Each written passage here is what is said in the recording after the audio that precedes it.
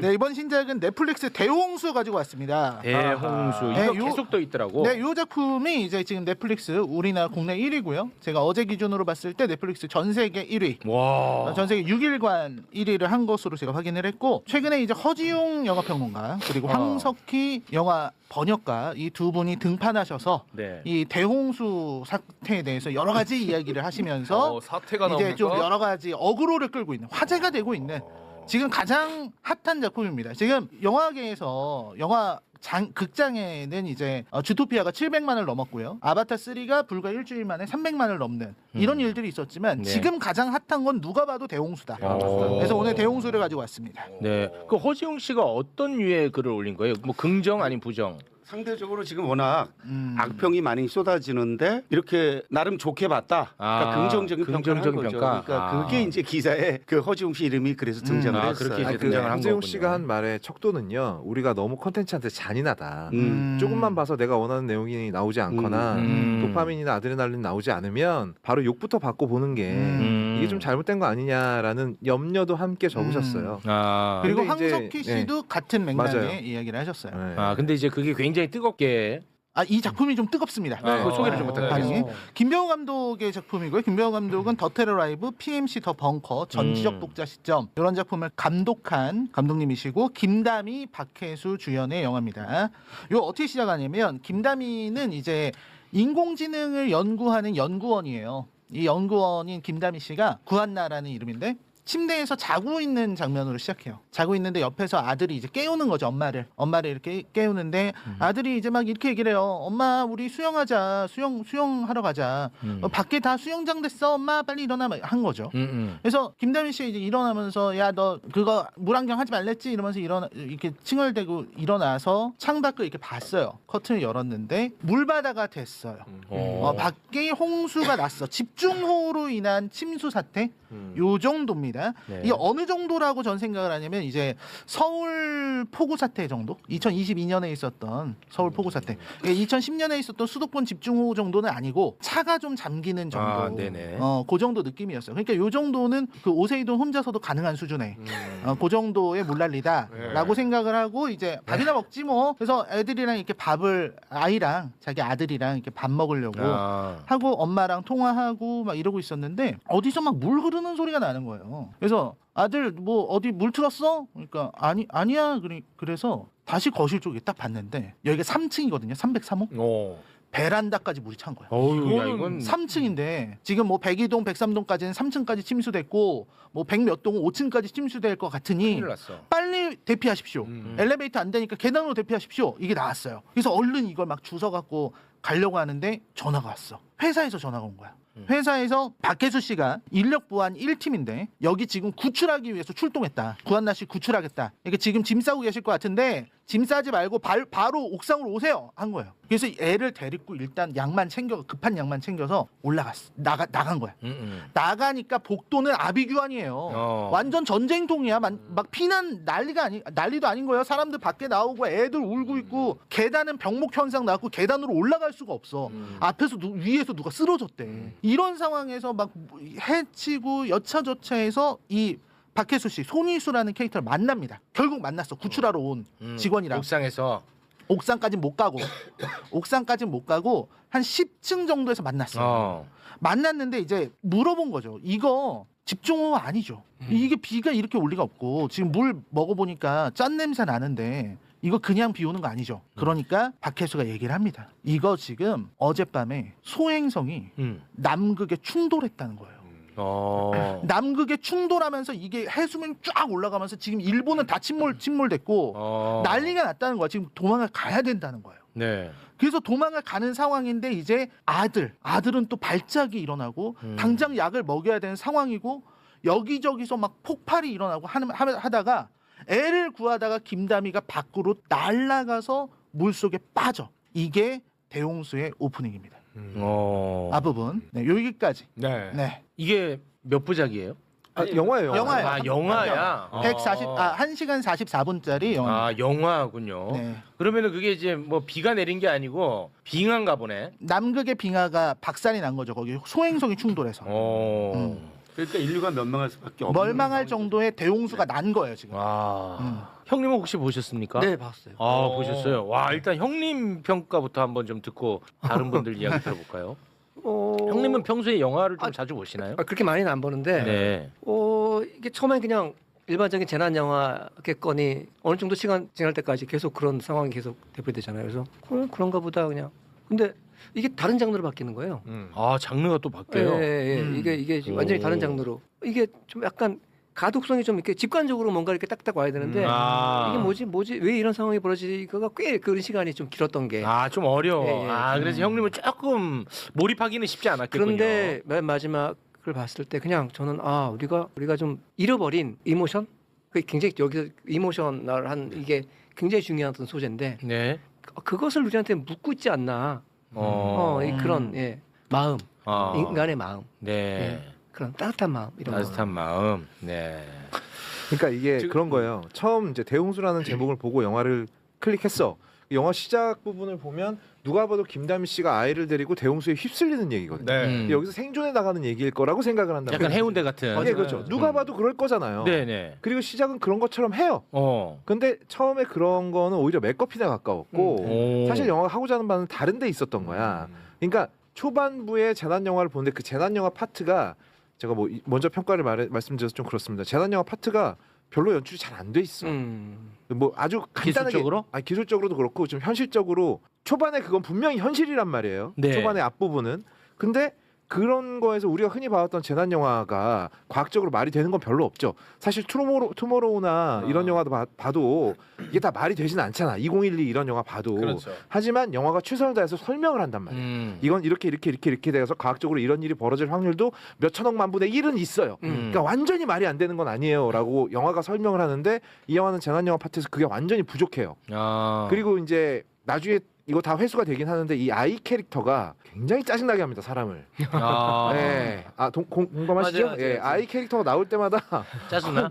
만약에 내가 아빠였잖아요. 그럼 쳐서 기절시킨 다음에 끌고 갔을 거야. 그러지 좀 마. 아니 내가 아빠 아니니까. 그럼 연기를 잘한 거지 뭐. 그러니까 이게 우리나라 특히 재난 영화 같은 장르에서 아이들이 나는 좀 이렇게 아이들에 대한 디테일을 너무 못 살리는 것 같아. 아이들이라고 해서 작은 사람이지 바보가 아니잖아요. 그렇죠.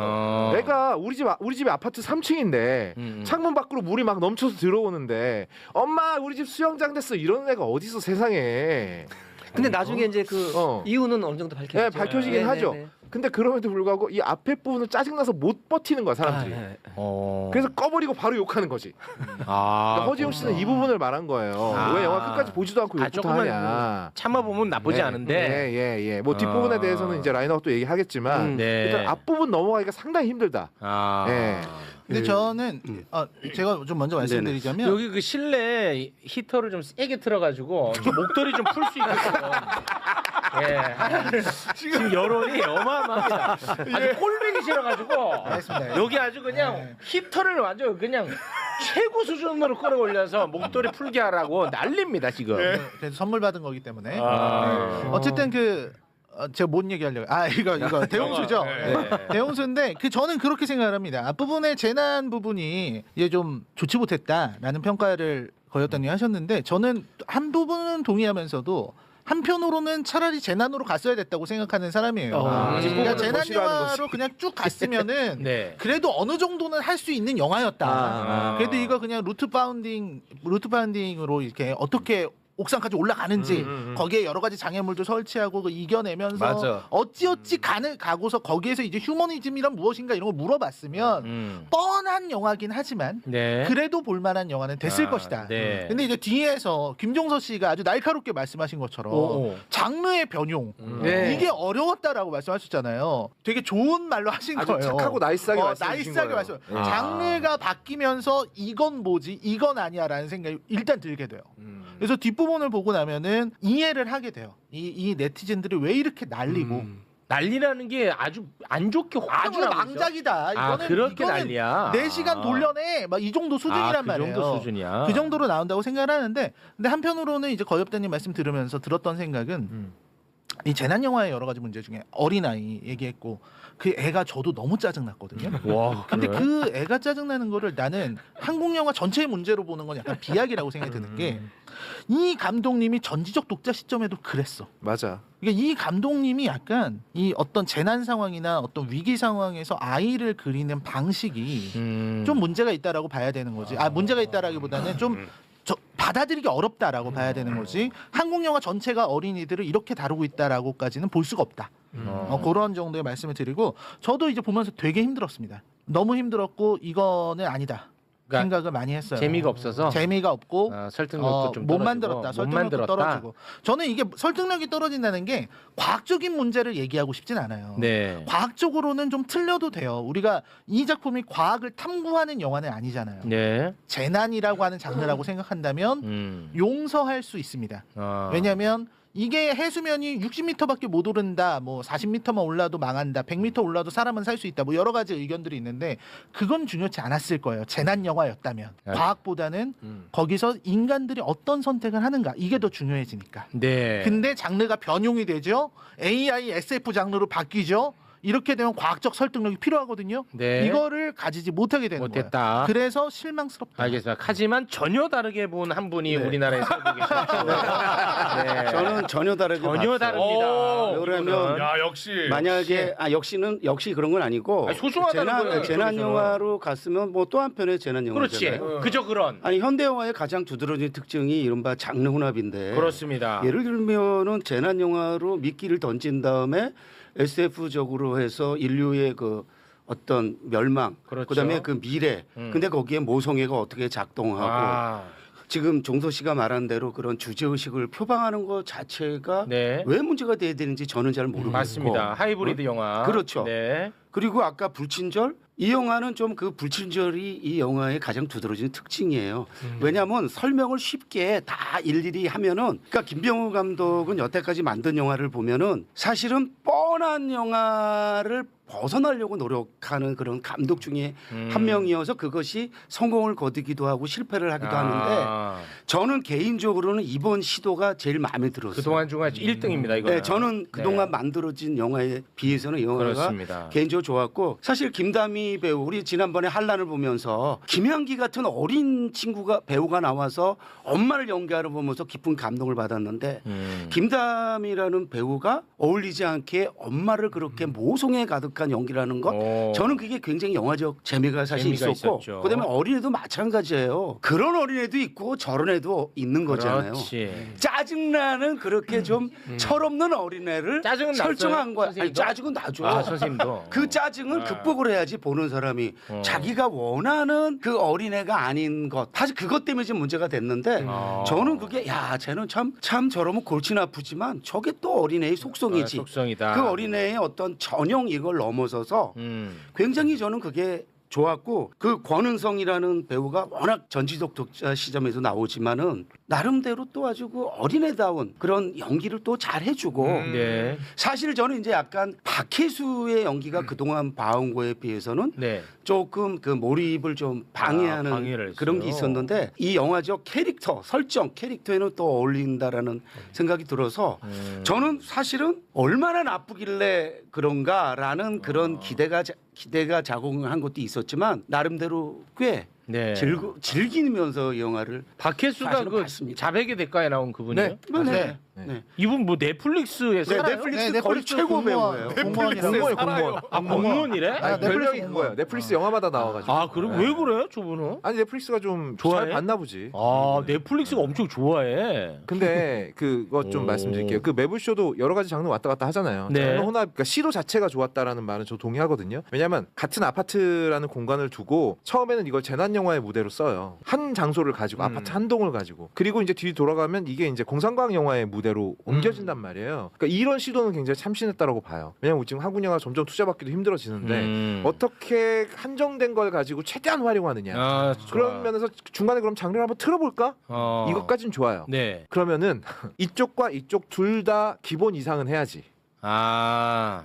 그렇잖아요. 매불쇼도 처음에 웃기다가 뭐 정색하다가 뭐 이런 거 뭐 여러 가지 장르 혼합 되잖아요. 네, 다 살려내죠. 뭐 남녀 얘기도 하다가 영화 네. 얘기도 하다가 막 이러잖아요. 네. 그럼에도 불구하고 사람들이 매불쇼 보는 이유는 뭐야?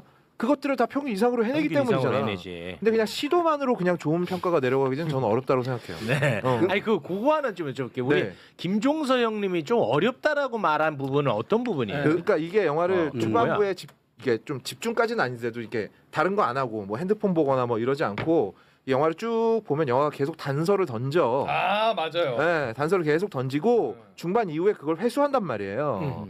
근데 그것들을 감독이 다 설명해 주지 않아요. 중간쯤에 정보를 취합해서 관객이 스스로 알아채야 되는 지점이 있어요. 근데 그게 아마 사람마다 좀 알아채는 지점이 조금씩 다를 거예요. 근데 영화는 굉장히 노골적으로 티를 내고 있거든요. 맞아요. 그죠? 그러니까 네, 그거 티를 내고 있는데 이걸 그러면 이제부터 잠깐 스탑. 이거야? 라고 이제 관객이 혼자 생각을 해봐야 돼. 여러 가지 생각을 해야 되는 거야. 그 중에 하나가 감독이 의도한 바지. 그렇죠. 지금 거의 없다가 말한 게 네. 감독들이 짜증이 나는 거야. 왜냐하면 집에서 OTT를 볼 때는 네. 아무 생각 없이 다른 일도 하면서 봐야 되는데 이 영화는 그래가지고는 따라갈 수가 없어요. 네. 그러니까 오히려 그렇게 집중하게 하는 것이 이제 신경질이 나는 거지. 아, 그래요? OTT의 특징은 극장 한 거고 OTT 가는 거는 뭐 그냥 스낵 다른 짓 먹듯이. 하면서 편하게 보고 싶은데 네. 이 영화는 아까 말했듯이 편하게 볼 수 없어요. 아 그래요? 굉장히 집중해서 따지고 봐야 되고 이거는 뭐 상관없으니까 그 숫자 나오는 거야 그런 것도 생각해야 되고 등등.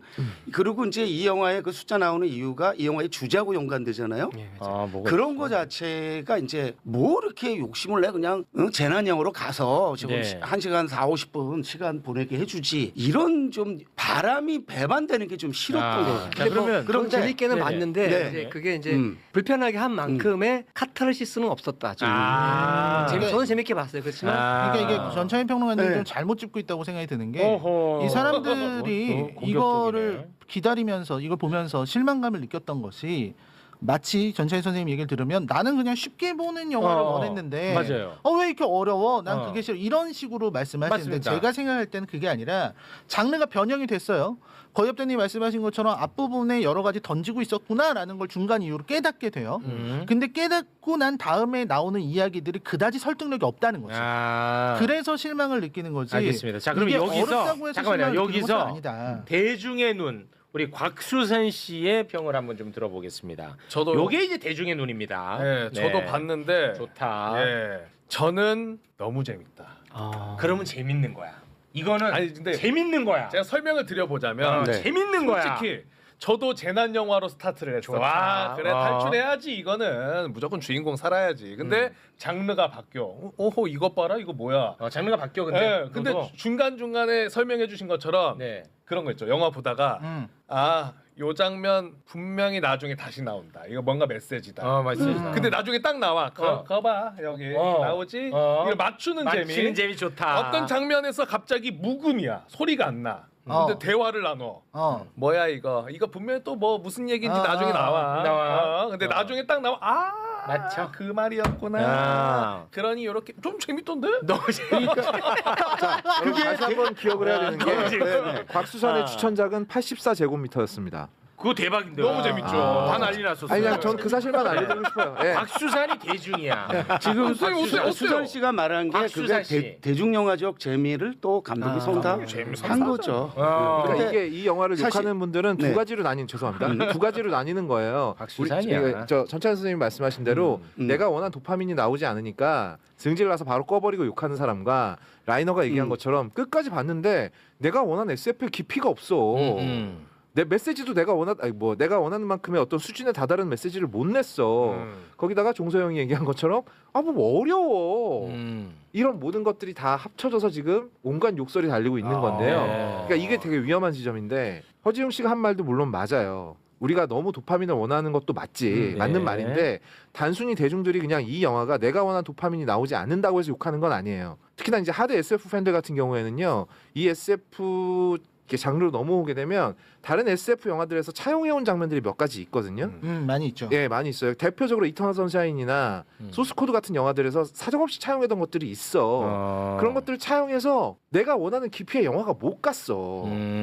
SF라고 해서 이게 아까 말씀하셨듯이 심오한 메시지 담을 수 있거든요. 네. 근데 그만한 완성도도 깊이도 오케이. 그렇다고 재미도 없어. 그래서 욕하는 사람도 분명히 있어요. 네.